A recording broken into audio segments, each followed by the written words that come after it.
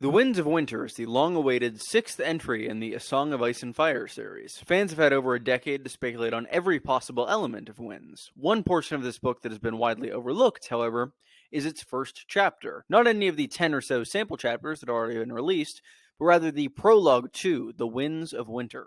Prologues have been quite important throughout the history of A Song of Ice and Fire. Every single book has had one, despite only 2 of the books having epilogues. Furthermore, they tend to establish important information about the world, as well as plot elements that will become important either sometime within the book they're beginning, or in the series as a whole.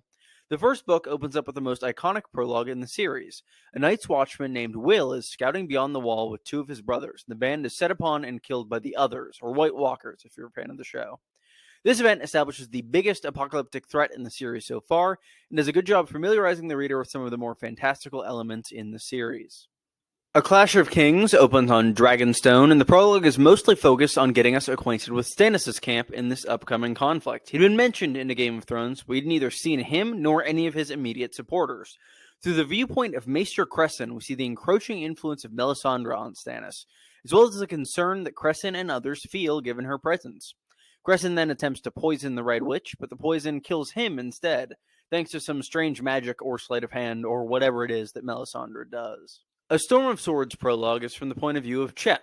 Chet is a Night's Watchman who is planning a mutiny fueled by hatred towards Jon Snow and Samwell Tarly. He convinces some brothers to join him in his desertion, but his plans are ruined by an overnight snow. They can't desert because their footprints will be recorded in the new fallen snow. He decides to instead just kill Sam in his sleep and be done with it.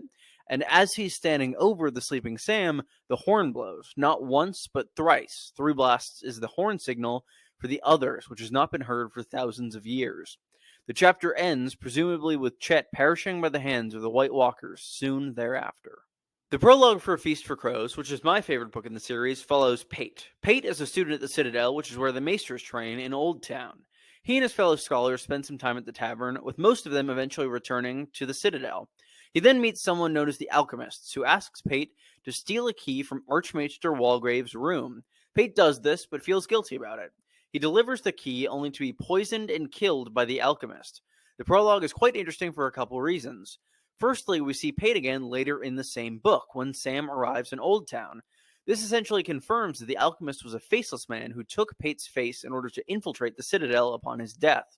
Additionally, there's been a recent discovery of several scrapped versions of this prologue, each of which reveal different information as well as what George wanted to do with the prologue as a whole. There's a link to a video breaking down all of these alternate possibilities in the cards. The most recent prologue, and perhaps the most interesting of the lot, is that from A Dance with Dragons. Varamir Sixskins is the viewpoint character here, a wildling skin changer who was mortally wounded when his eagle was burned by Melisandre when Stannis' forces arrived at the wall. He contemplates the form he is going to take in death, ultimately deciding that he will inhabit the body of a woman named Thistle. Thistle resists this and is killed, and Varamir's consciousness is shunted into a member of his wolf pack upon both his own and Thistle's deaths. The wolf then looks on to see the White Walkers surrounding the camp, as well as the reanimated corpse of Thistle. So, what pattern exists between these prologue chapters? Firstly, they are always from new point of view characters, though in some cases they've been featured in the story before, just not as viewpoint perspectives. Additionally, all of these characters die, either at the end of their prologue or very quickly thereafter. The prologue of books 1, 3, and 5 all take place beyond the wall, while those of books 2 and 4 are heavily tied to maesters in the Citadel. Additionally, all of these prologues feature magic of some sort, be it that of the Others, the Lord of Light, or that of the Faceless Men. So what does all of this mean for the prologue of The Winds of Winter, the 6th book in the series? There is only one certainty regarding the prologue of The Winds of Winter. Jeyne Westerling will be present. This comes directly from George R.R. Martin, who stated as much as at a con interview in 2014. So who is Jeyne Westerling, and what does she mean for the story at large? There's one big reason as to why Jeyne Westerling is so important to the story at large. She's the widow of Robb Stark, the King in the North. In the TV show, she was replaced by a woman named Talisa, but her role remained fairly similar in the books, save for one thing. She is not present at the Red Wedding and thus survives. Her family, the Westerlings, have secret loyalty to the Lannisters. This betrayal manifests itself in 2 ways. Firstly, Jeyne's mother continually brews her moon tea in order to prevent her from becoming pregnant with Robb's heir, in addition to her family keeping her from attending the Red Wedding, meaning that she is still alive and well as of the end of the book series so far. There's also another potentially relevant tidbit regarding the Winds of Winter that came from George R.R. Martin at a convention. In 2015, he stated that, quote, "There's a twist I have in mind, and with the various 3-4 characters involved, it all makes sense. But it's nothing I'd ever thought of before, and it's nothing they can do in the show because the show has already, on this particular character, made a couple decisions that will preclude it. Whereas in my case, I have not made those decisions." And he later specifies further, "I've decided to do that, yes. It's something fairly obvious because it's something that involves a couple of characters, one of whom is dead on the show but not dead in the books." Unquote. Timing is crucial here because Martin said this in 2015, before Season 5 of the show had aired at all. Because of this timing, 2 of the largest candidates for characters who died before their book counterparts are out, those being Stannis Baratheon and Barristan Selmy, both of whom died in Season 5. He also said this a year after it was confirmed that Jeyne Westerling would be in the prologue. George was still very early on in his writing process as of 2015, as we know from the snippet of writing we can see on John Oliver the year previously. And based on his recently discovered drafts of A Feast for Crows, prologues are something that are worked on over years and are not necessarily the first thing done in a book. Thus, the prologue of The Winds of Winter could be a very viable candidate as for where this twist will occur. That being said, what does all of this information mean? What will happen in the prologue of The Winds of Winter? Let's start with what's most likely. The prologue will be from the point of view of a maester. That has been the case for both previous even-numbered installments in the series, and it's more likely than not that this trend will continue in The Winds of Winter. What's more, we know for a fact that Jeyne Westerling will appear in this prologue. The last time we saw Jeyne in the main series, it was during Jaime 8, A Feast for Crows. In this chapter, Jeyne talks with Jaime, as does her mother, and then her family departs to return to the Westerlands. For their service in the War of the Five Kings, the Westerlings are awarded the seat of Castamere, that had formerly belonged to the Rains before they were wiped out by Tywin. The Westerlands might seem like a probable setting for this prologue. However, I think it's unlikely that the Westerlings could have returned there by now. A Feast for Crows and A Dance with Dragons take place simultaneously, and Jeyne leaving the Riverlands happens quite late into the sequence of these two books. On combined reading lists between the two texts, Jaime's final A Feast for Crows chapter is usually placed around chapter 90 out of a total of 119. There's not very much time that would have passed between our last time seeing Jeyne and when we would see her during the prologue. Here's the theory as to what George R.R. Martin's aforementioned twist is. Jeyne Westerling is pregnant with Robb Stark's heir, possibly giving birth during the prologue chapter. It might sound far-fetched, but let's look at supporting evidence for this theory before dismissing it out of hand. Jeyne is someone whose show counterpart, Talisa, is dead. This would be a twist, as we learned in Book 4, Jeyne's mother, Sybil Spicer, took quote-unquote measures to ensure that Jeyne did not become pregnant with Jon's heir. Sybil is said to brew her daughter tea, supposedly intending to help her and Robb in having a child, yet it seems to prove ineffective. The implication is that this tea is really moon tea, which we saw in Season 1, Episode 4 of House of the Dragon. However, we're unaware as to whether or not this tea was effective, in addition to not seeing very much of Jeyne after the Red Wedding. When we do see her in Jaime 8, she's in mourning for her lost husband and king, and she's openly defiant to her mother. It's worth noting that Jaime asks Jeyne if she's carrying Robb's child, but Jeyne does not respond. Sybil says that she made sure that Jeyne was not carrying an heir, but Jeyne simply tries to flee the room. Could this be due to fear that Jaime had found her out? Jaime also immediately notes that Tywin would not have overlooked that detail while overlooking a detail himself. He does not note that Queen Jeyne did not answer, but rather her mother did. This is kind of similar to what Cersei does throughout most of A Feast for Crows, that being comparing herself and her intellect to Tywin's while being sort of a poor imitation of it. That is something that both of the Lannister twins do throughout A Feast for Crows. The timing of the pregnancy seems as though it's going to be the biggest issue here, but it actually works out surprisingly well. Robb's death at the Red Wedding happens at the very end of 299 AC in the books. The final chapter of A Dance with Dragons takes place only 6 months into 300 AC. What's more, Jaime 8, or the last time we see Jeyne or her family, is pretty far back in that chronology. It's not unreasonable to say that if Jeyne was pregnant as of the last time she was in the story, she might not have even been showing yet.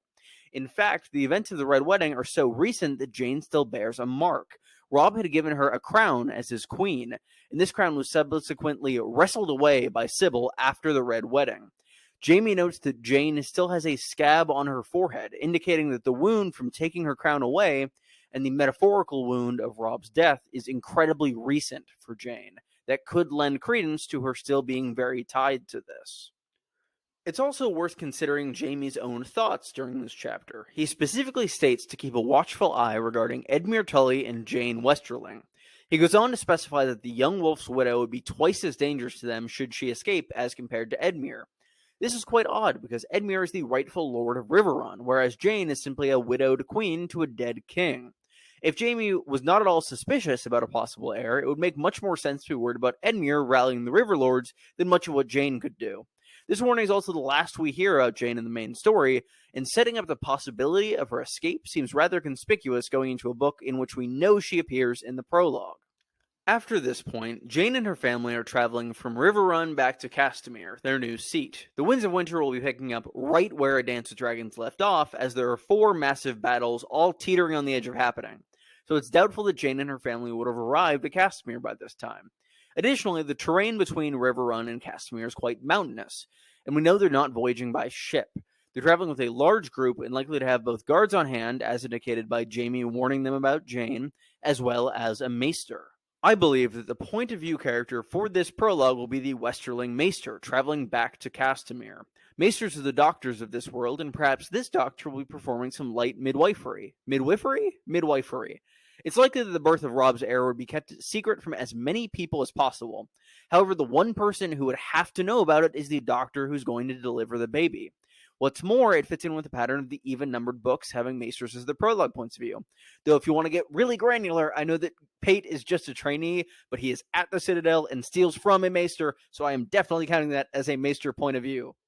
That just leaves one little hanging chad, the Chekhov's gun that is the supernatural elements of any prologue. I see 2 distinct possibilities here in terms of possible magical options, and unfortunately neither of them involve Azor Ahai himself, Stannis Baratheon coming to save poor Jeyne.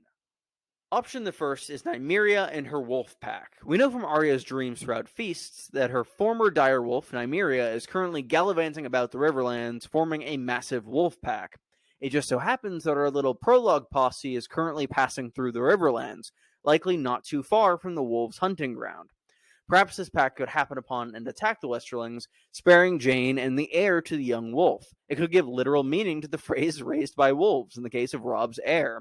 It could also establish the importance of the bond between a Stark and the direwolves, particularly in relevance to Jon's resurrection in the books, which has a big bit to do with ghosts. Additionally, perhaps Arya could be seeing this through Nymeria's eyes and realize that her brother has an heir. However, to me, this seems like the much more unlikely of the 2 options. The odds of this wolf pack happening upon Robb's heir seem too low for this to be a reasonable occurrence, especially when there's another, better alternative also residing in the Riverlands.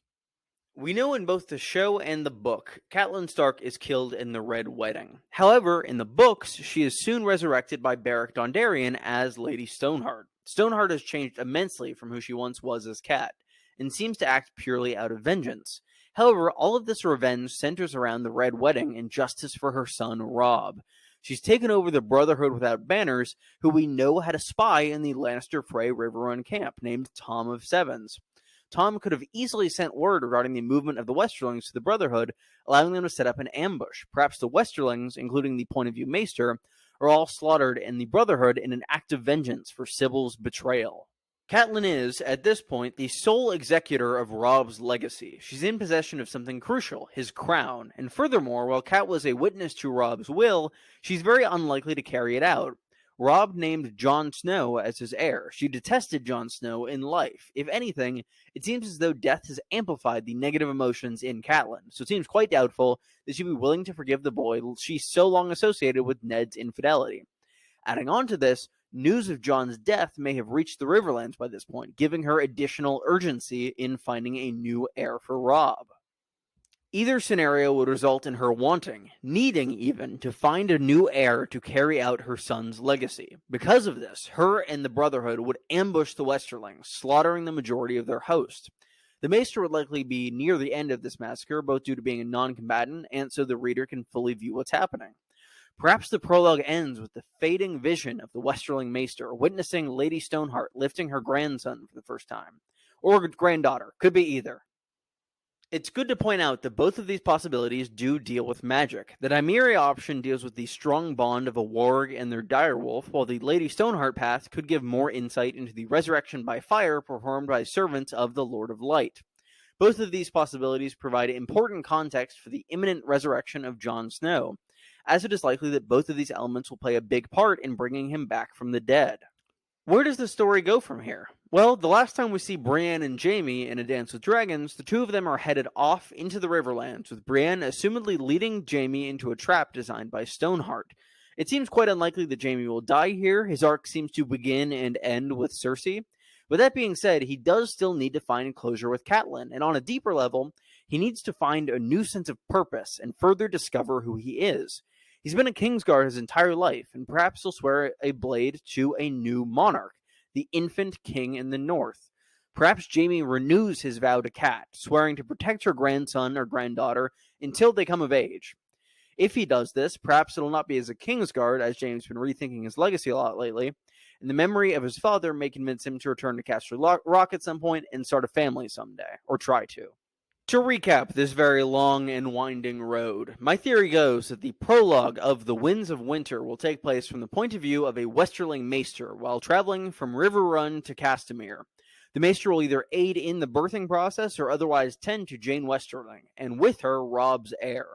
The troop will be set upon by either Nymeria's Wolfpack or Lady Stoneheart and the Brotherhood Without Banners, in order to seize and protect the true-born heir to the north, as well as Robb's widow queen. After this is dealt with and our point of view maester is killed, the baby is to be taken to Lady Stoneheart and given Robb's crown, as well as the title of King or Queen of the North.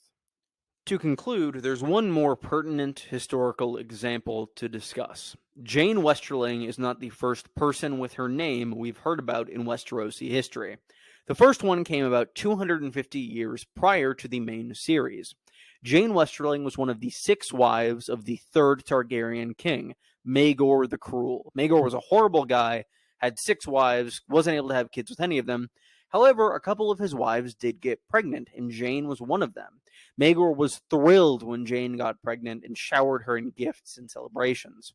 However, the child was poisoned in utero by a woman named Hyenna of the Tower, who was another wife of Maegor and widely known to be a witch and a poisoner. This is obviously very close to what we know of Jeyne in the main series, in that she is the wife of a king who is supposed to have a kid, but the kid is poisoned. This is where I think the twist comes in. I don't think that George R.R. Martin would have a character in the histories who is pretty much exactly the same, and even with the same name, as a character from the main series. I think that he realized that, perhaps as he was writing Fire and Blood, which is what he was doing around 2015, and he tweaked it. He changed it so that Jeyne is an echo of Jeyne Westerling from Maegor's time, but not exactly the same. Jeyne did get pregnant by Robb, however, her mother was not able to poison the baby in time, and thus Robb was able to have an heir, unlike Maegor.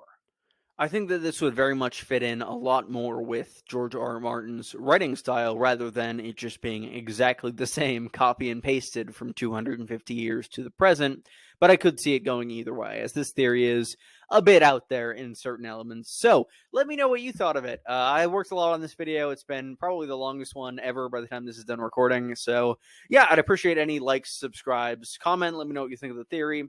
I'd appreciate any and all support. Thank you all for watching. I hope you have a good one, and I have a lot more theories about the Winds of Winter to come, so stay tuned for those. See you soon.